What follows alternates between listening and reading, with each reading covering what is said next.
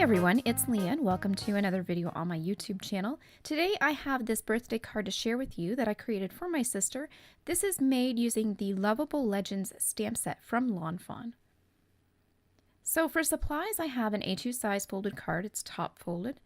And then I have a piece of mixed media cardstock. It has a 1/2 inch off the height and width from that A2 card size, creating a little bit of a border. And then I have a piece of Nina Solar White cardstock for stamping. I'm going to use Memento Tuxedo Black ink and Versamark ink in clear for embossing. And I have Recollections white embossing powder in snow that I'm going to use as well. You can see the details here on the label. For Distress Inks, I'm going to use Tumbled Glass, Cracked Pistachio, and Mermaid Lagoon. And I have these circle blenders that I use with my Distress Inks as well. And the stamp sets are from Lawn Fawn. This is Loveable Legends. I'm going to use the Nessie. And then in this one, this is Critters of the Sea from Lawn Fawn. I'm going to use the little ocean wave stamp that they have in this set. I like this one because it's short and I can use it in little bursted areas at the background. So I'm going to do my embossing first. I have a mop brush and just some kitchen flour.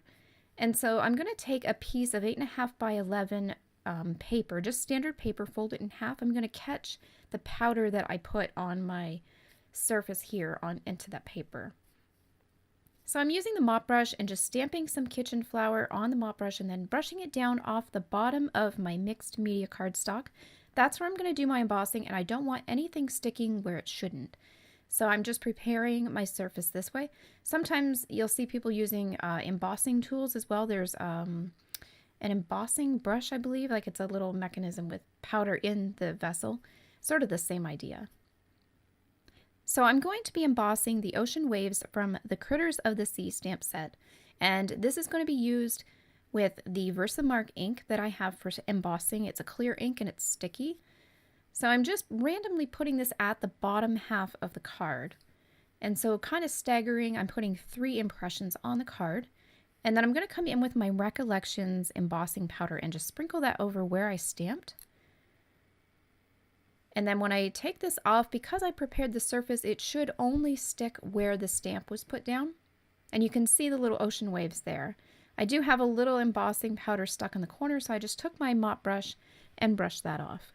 So I'll run this through my heat tool. And in the meantime, because I folded that paper, I can easily scoop the embossing powder back into the jar that I didn't use or that fell off the cardstock as well. So here you can see in the light the embossing. It's a little hard to see, but it'll be easier to see once I put the Distress ink over top. So I'm going to come in with Cracked Pistachio and Tumbled Glass. This is going to be my background color, kind of trying to emulate an ocean or water or waves. And so I'm going to work from the bottom corner and then kind of do a kitty corner blend with that Cracked Pistachio at the base. It's along the bottom and up the left-hand side of the card. And then I'll come in with the Tumbled Glass and just do where that stopped and push it towards the top of the card a little bit. I don't want to do the entire background. I want it to look like it fades into the white. So just a very soft ocean impression at the bottom half.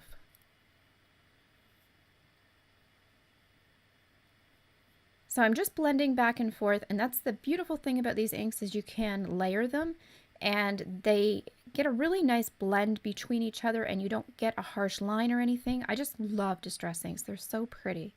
And so here's the background with the Distress Inks. I'm going to come in with a sprayer, and I just have water in this bottle and a piece of paper towel. And I'm going to spritz the background to get a little bit more distressed look. I'm going to have water droplets that I can pick up, and it'll make little bubbles in the gradient that I made, visual bubbles, so it gives a little bit more visual texture. I have this acrylic block as well. I got this at my local craft store, and so I'm going to stamp some of the Distress ink onto it. It's an easy little craft piece that wipes up nice and easy. It's great for inks and paints. So just adding a little bit of water with a number 4 round brush, a watercolor brush. I'm going to do some splatter marks on the background. So again, this is adding some visual texture. Because I did the Distress ink spraying with the water, I have some white droplets that are lifted. And so by doing the splatters with the inks, I get some dark droplets, and so I get that contrast, and it makes a really nice, interesting background. And I'm trying to concentrate the splatters to the bottom left corner. And so I did Mermaid Lagoon as well. That one I didn't blend in the background, but it has that darker color, so I thought it would be nice to use with the droplets. So now I'm getting ready to stamp my Nessie. So I'm using the Memento Tuxedo Black ink. And in that stamp set, there is a little party hat too. So I wanted to include this because it is a birthday card for my sister. So I thought that would be really cute. And so you can see the Copic colors on the left side of the screen that I'm using. And so I'm doing a bit of a different technique for me. And when I first started doing this, I got a little scared and it made me a little nervous because I normally color light to dark. I don't normally lay down the shadows first in my Copic coloring. I have been watching some videos from another YouTuber, Bailey J, and she colors with Copics. And so she lays down her dark colors first. And so I wanted to try that. I've been watching some of her videos and decided to be brave.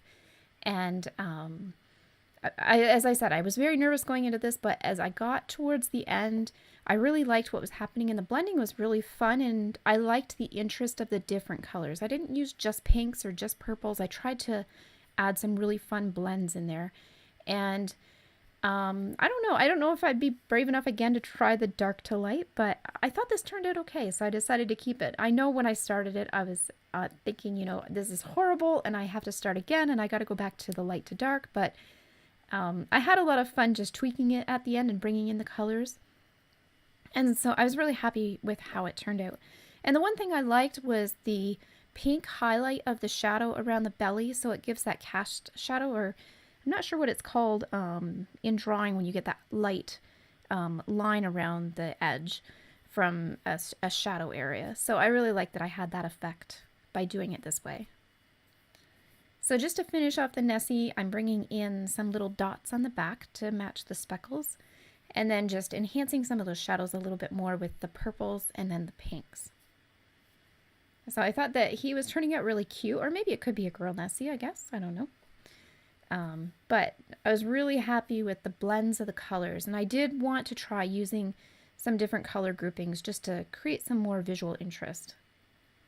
And so I thought this worked out pretty well. So now I'm going to color the party hat. I do use some colors from the Nessie, but then I tried to pull in some background colors from the base of the card too. So some of those teals and those blues, and then a little bit of the pink to just balance it and ground it with the Nessie too. Now you probably don't need to use all these colors when you're creating the hat. I just got in a Copic trance and just started grabbing colors and thinking, oh, it'd be neat if I dropped a little pink here or a little blue there. And so this one has a really unique blend to it too. And so I guess I was being really brave today when I was doing my coloring, but I was really happy with how it turned out. So I'm going to come in with my white Jelly Roll pen to finish this off. I thought the party hat looked kind of plain, so I decided to put some polka dots on it just to liven up the party a little bit. And yeah, so I have that ready now. I'm going to run this through my COPIC die cutting machine. So I have my waffle dies, and I'm just placing those, and then I'm going to use Post-it tape to put them in place. I like to put the Post-it tape to the outside of the dies. So I find sometimes if the tape is running over top of my artwork, sometimes with the pressure from the COPIC machine, it will push the impression of the tape into my picture. And so I find if I can keep it to the outside, that's really good. Now, this little water stamp here is part of the stamp set. I'm going to come in with Simon Says Stampin' Island Blue. And this is very close to that Mermaid Lagoon color. So I just want to add this little water droplet to the back of the Nessie, exactly how it is on the stamp set. I thought that was really cute, just to give a little bit more of that water impression.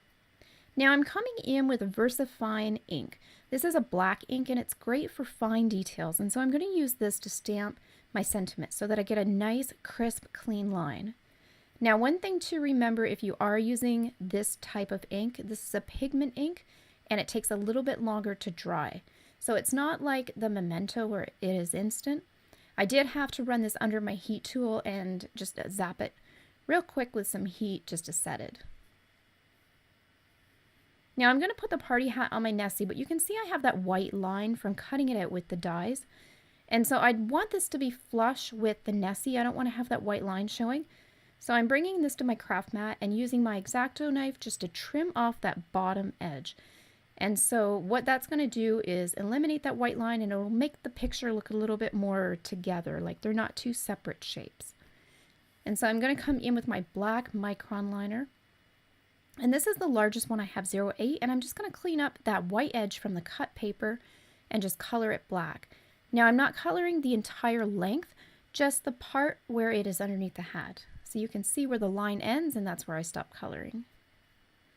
So this is just to help it look more clean, more like a stamp, and it doesn't have that outline. So you can see how it sits on the head there, and you don't have that white outline, and it feels not as visually disruptive. So I'm just going to put this on with some craft glue. I'm just going to put a little bit on a scrap piece of paper and brush the bottom of the hat into that glue, which is picking up a little bit on the rim. And then I'll just get this put in place on his head. Once this is set after a minute or so, I'm going to come in with my fine liner again and just clean up those edges. So if there's any white corners peeking out, I'm just going to color those in with my black micron pen and kind of make the stamp look even. And then bringing in my X-Acto knife, just cleaning up any glue that's popping at the bottom. So I had a small bead, I just picked that up. I'm going to attach my Nessie with some foam tape, which is my favorite, and I notice I'm running out again, so I gotta go get more. But just putting a little bit on the body and then on the head too, supporting the hat as well, especially because that is a separate piece. I don't want it to fall off or separate from pressure. So I have some foam tape under the head as well, just pushing that into place. And then I'm going to put this on the card with foam tape too, just to give that visual just a different element too. You can see the different levels. So I guess especially because it's a white cardstock and a white background, I didn't really add a lot of color. I really want to have some separation. So the foam tape will help with that. So I like to hold it on my X-Acto knife so my hands aren't in the way, and then I can eyeball it to center, and then once I'm happy with where it is, just push it into place. And that's all there is to it. This is my finished card. This one was pretty quick, but I had so much fun coloring with the Copics. It's been a while since I've gotten into my markers, so I really, really enjoyed making this card. I hope you guys enjoyed this video. If you did, be sure to give it a thumbs up and subscribe so you're notified as I post more videos. Thank you so much for watching.